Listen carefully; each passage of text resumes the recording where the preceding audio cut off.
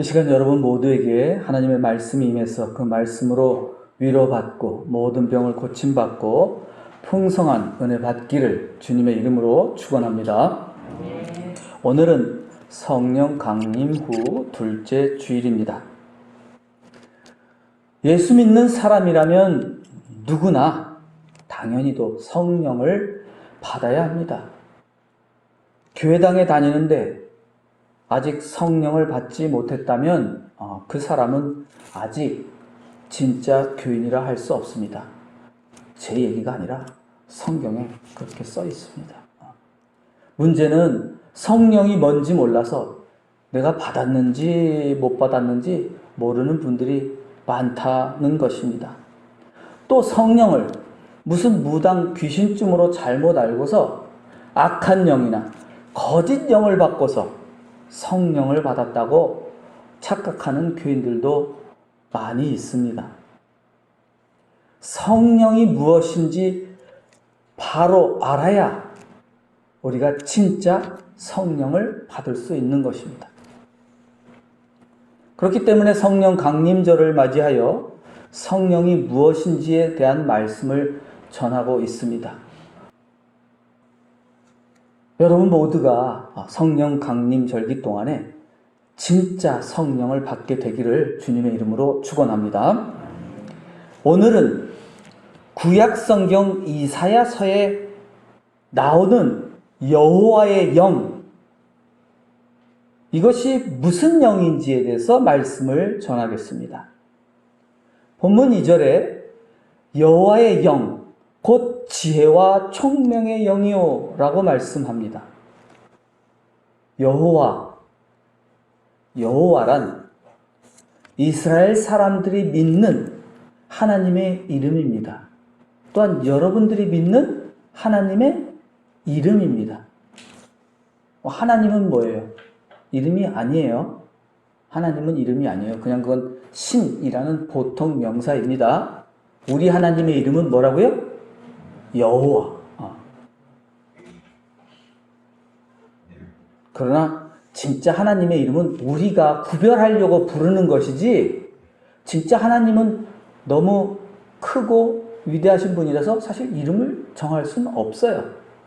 그냥 이스라엘 사람들이 다른 이방 신들과 구별하기 위해서 자기들이 부르는 이름이에요. 하나님이 우리가 믿는 하나님이 그 크신 분은 우리 인간이 그 이름을 만든다고 해서 그것이 결정될 수는 없겠죠. 물론 성경에는 그 이름은 하나님이 직접 모세에게 말씀하신 이름이라고 합니다. 지금도 마찬가지지만 각 부족마다, 민족마다 하나님의 이름이 다릅니다.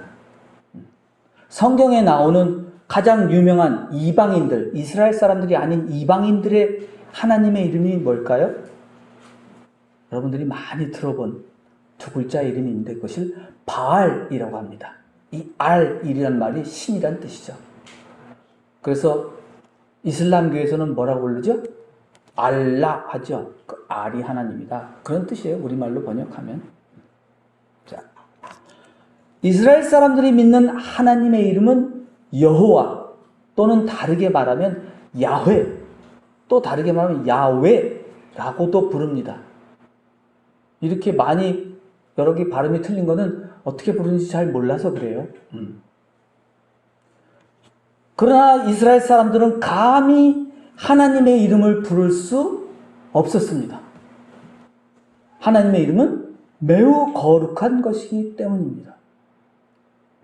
하나님의 이름을 부르는 자는 하나님을 모독하는 것이라고 믿었습니다. 어려운 얘기가 아니고 옛날에 백성이 왕의 이름을 부를 수 없었던 것과 같습니다. 왕뿐만 아니라 당연히 아버지의 이름도 함부로 부를 수 없었죠. 우리도 어머니나 아버지의 이름을 직접 부르지 않고 어머니, 아버지라고 부르는 것과 같습니다. 여러분 어머니, 아버지 이름 그냥 대놓고 부르십니까? 그렇지 않죠.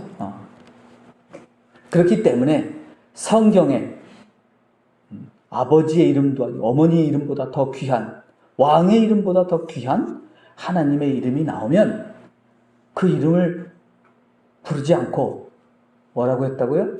나의 주님 이렇게 불렀습니다. 히브리어로는 아도나이 그렇게 했다는데 나의 주님 이렇게 읽었습니다. 그러니까 아버지의 이름이 나오면 어떻게 읽어요? 아버지의 이름을 읽지 않고 그냥 아버지라고 읽었다는 거예요. 그 이름을 부르지 않고. 오늘 본문에는 직접 하나님의 이름을 사용해서 여호와의 영이라고 했습니다.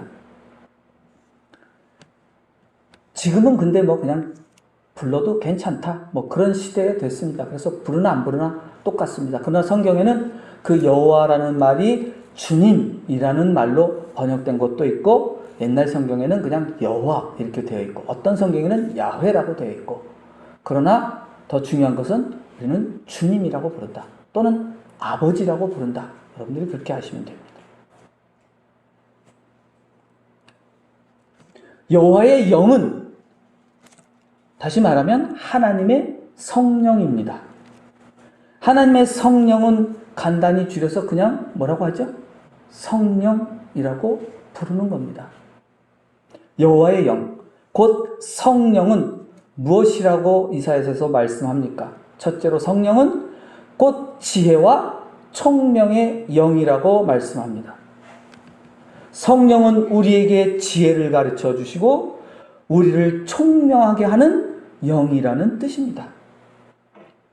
그러면 성경에서 말하는 또 지혜는 뭐지요? 그것은 가장 먼저 하나님의 말씀입니다. 하나님의 말씀이 세상에서 가장 훌륭한 지혜입니다. 그 지혜의 근본은 하나님의 말씀을 아는 것이며 하나님을 두려워하는 것이며 하나님의 말씀에 순종하는 삶입니다. 따라서 성령 받은 사람은 무당처럼 무슨 큰 소리를 치거나 펄쩍펄쩍 뛰거나 하는 사람이 아니죠. 성령 받은 사람은 하나님의 지혜를 받은 사람입니다. 하나님의 지혜를 따라 사는 사람입니다. 또 성령은 총명의 영이라고 말씀합니다. 요즘에 잘 안 쓰는 말이죠. 총명하다. 아이들한테 야, 너 참 총명하다. 그렇게 쓰는데. 그래서 이제 총명에서 이 총이 무슨 뜻이냐면 귀가 밝다. 그런 뜻이랍니다. 귀가 밝다. 귀가 밝은 사람은 다른 사람 말을 잘 듣고 이해하는 사람이죠. 그러니까 총명은 뒤엔 또 밝을 명이에요. 그러니까 총명은 귀가 밝고 또 밝다. 뭐 이런 뜻이겠습니다. 국어사전에 보니까 총명은 보거나 들은 것을 오래 기억하는 힘이 있다고 풀이하고 있습니다. 그러나 저는 뭐 이거보다도 그냥 귀가 밝고 또 밝은 사람이다. 그러니까 성경에서 총명은 어떤 뜻이겠습니까? 성령을 받은 사람은 총명하게 된다는 것이죠. 성령을 받으면 그 사람은 귀가 매우 밝아져서 하나님 말씀을 잘 듣고 잘 이해하고 잘 깨닫게 된다는 것이죠. 저 사람이 저희가 총명하다고 하는 것은 말씀을 잘 듣고 잘 이해하고 깨달을 때 그것을 총명하다고 하는 겁니다. 성령은 사람을 지혜롭게 함으로써 하나님을 두려워하게 하고 하나님을 알게 합니다. 또 성령은 사람을 총명하게 함으로써 하나님 말씀을 잘 듣고 잘 이해하고 잘 깨닫게 합니다. 둘째로 여호와의 영 곧 성령은 뭐라고 말씀합니까? 2절에 여호와의 영 곧 지혜와 총명의 영이요 모략과 재능의 영이요 라고 말씀합니다. 한번 따라해 볼까요? 모략과 재능의 영이요. 네. 여호와의 영 곧 성령은 모략과 재능의 영이라고 합니다. 근데 또 어려운 말이 또 나왔어요. 모략. 요즘엔 모략이란 말 안 씁니다. 잘. 근데 쓰긴 써요. 근데 주로 나쁜 뜻으로 사용합니다. 속임수를 써서 남에게 해를 끼치려고 하는 계획이나 그런 일들을 모략이라고 합니다. 너 모략하지 마. 그런 거죠. 그럴 때 씁니다. 그냥 어려운 한자 말이에요. 그러나 성경에서 지금 여기서 쓰는 모략이란 말은 그런 뜻은 아니고 어떤 사람이 바르게 생각하고 행동하도록 도와주고 변호해주고 상담해주는 일을 뜻합니다. 그 성령이 하시는 일이죠. 도와주고 변호해주고 상담해주는 일. 성령은 그래서 모략의 영이라고 말씀하는 겁니다. 성령은 우리가 하나님 말씀을 잘 듣고 옳은 길을 가도록 도와주고 변호해주는 일을 한다는 말씀입니다. 따라서 모략의 영을 받은 사람은 어떻겠어요? 하나님 말씀을 잘 듣고 옳은 길을 가며 올바른 삶을 살아가는 사람으로 거듭나게 된다는 것입니다. 다음으로 여호와의 영 곧 성령은 재능의 영이라고 말씀합니다. 그런데 여기 재능이란 말이 좀 그래요. 재능이란 말은 원래 말은 그냥 힘이란 뜻이었어요. 힘. 그래서 성령은 곧 힘, 능력의 영이라는 뜻입니다. 따라해 봅시다. 성령은 능력의 영이다. 영어는 파워입니다. 그냥 힘의 영이라는 것이요. 그럼 무슨 뜻일까? 성령은 우리에게 힘을 주시는 영이다. 그래서 성령을 받으면 힘이 나는 겁니다. 여러분들 나는 요즘에 힘이 없어. 성령이 빠져서 그래. 성령 곧 하나님의 말씀을 들으면 힘이 나는 것입니다. 성령은 우리에게 어떤 힘을 줍니까? 악을 이기게 하는 힘을 주시는 분입니다. 여러분 왜 힘이 빠져요? 일이 힘들어서? 그렇지 않습니다. 악에 시달려서. 그래서 힘이 빠지는 거예요. 성령은 우리에게 그 악을 이기게 하는 힘을 주시는 분입니다. 우리를 강하게 하셔서 세상의 악을 이기게 하십니다. 성령은 우리에게 힘을 주셔서 모든 고난과 어려움과 슬픔을 이기게 하십니다. 그리고 하나님의 말씀을 잘 지키며 살 수 있는 힘과 용기를 주시는 분입니다. 그렇기 때문에 성령을 받으면 좌절하지 않습니다. 낙심하지 않습니다. 절망하지 않습니다. 하나님께서 그것을 이길 힘을 주시기 때문입니다. 셋째로 여호와의 영 곧 성령은 지식과 여호와를 경외하는 영이라고 말씀합니다. 따라해 보겠습니다. 지식과 여호와를 경외하는 영이다. 자, 잘 아는 단어가 나왔죠. 지식. 성경에서 말씀하는 지식은 학교에서 배우는 수학이나 과학이 아니다 라는 것이죠.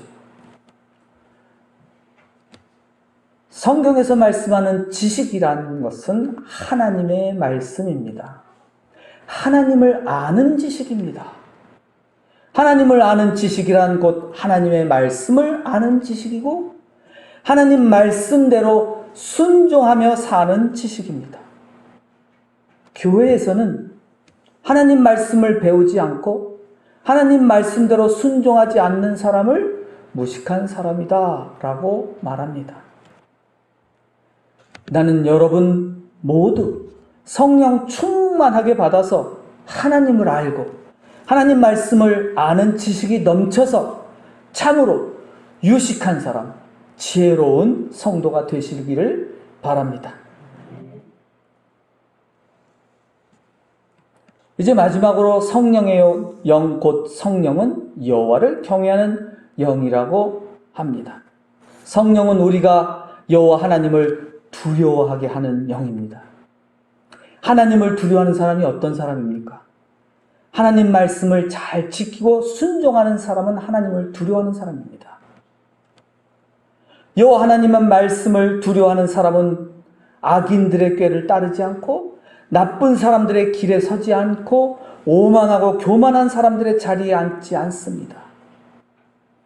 그는 여호와의 말씀을 잘 듣고 잘 지키며 살기를 즐거워하는 사람이다 라고 시편 1장 1절에서 말씀합니다. 그런 사람이 복 있는 사람이다. 이제 다시 간단히 정리해 보겠습니다. 여호와의 영, 곧 성령은 어떤 영입니까? 성령은 지혜와 총명의 영이요 모략과 재능의 영이며 지식과 여호와를 경외하는 영입니다. 그렇다면 그런 여호와 하나님의 영, 곧 성령을 받은 사람은 어떻게 사는 사람일까요? 하나님의 말씀으로 지혜롭고 총명한 사람, 하나님의 말씀으로 변호를 받고 위로를 받아서 힘을 얻은 사람, 하나님의 말씀으로 지식이 많아지고 하나님을 두려워하는 사람은 어떻게 사는 사람일까요? 첫째로 본문 3절에서 그의 눈에 보이는 대로 심판하지 아니하며 그의 귀에 들리는 대로 판단하지 않는다 라고 말씀합니다. 여기 심판과 판단은 똑같은 단어입니다. 이 말씀처럼 성령 받은 사람은 어때요? 자기 눈에 보이는 대로 판단하지 않고 자기 귀에 들리는 대로 판단하지 않습니다. 성령 받은 사람은 뭐예요? 사람을 뭐로 판단하지 않아요? 외모로 판단하지 않는다는 것이죠. 예수님께서도 말씀하셨습니다. 외모로 판단하지 말아라. 성령 받은 사람은 사람을 외모로 판단하지 않는 사람입니다. 힘 있는 사람과 힘 없는 사람, 돈 많은 사람과 돈 없는 사람, 가난한 사람을 차별하지 않습니다. 성령 받은 사람은 세상에 지식이 많은 사람과 지식이 없는 사람을 차별하지 않습니다. 남자와 여자를 차별하지 않고 피부색으로 차별하지 않습니다. 노인과 아이를 차별하지 않습니다. 이것이 바로 성령 받은 사람의 태도이며 삶인 겁니다.